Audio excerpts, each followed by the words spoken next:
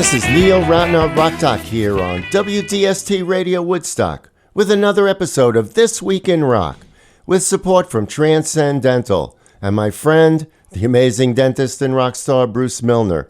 Visit Transcendental, his stunning new office at 2 Maverick Road on the corner of Maverick Road and Route 375. On August 12th, 13th, and 14th, 1994, Woodstock 94 took place right down the road at Winston Farm in Saugerties. The festival, titled 2 More Days of Peace and Music, was held to commemorate the 25th anniversary of the original Woodstock Festival of 1969. The crowd was estimated at 350,000, and although Friday was hot and dry, by early Saturday afternoon, storms rolled in, and the rains turned much of the field into mud. It was everywhere, on the ground, on the crowd, and even on the bands.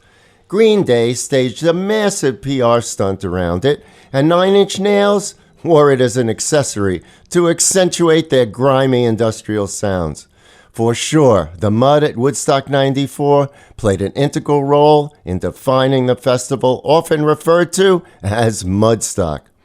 According to a recent article in Classic Rock magazine, if the original Woodstock was a snapshot of generational sands shifting, Woodstock 94 was a snapshot of a loosely organized family reunion, where a bunch of far-removed relatives you aren't sure you recognize show up for the open bar. Bob Dylan didn't appear at the original Woodstock, but agreed to do a set at Woodstock 94, which various critics felt was one of the highlights of the festival. Performers from the original Woodstock appearing at Woodstock 94 included the band, Santana, Joe Cocker, Country Joe McDonald, John Sebastian, and Crosby, Stills and Nash, who were asked how they felt about playing Woodstock 94.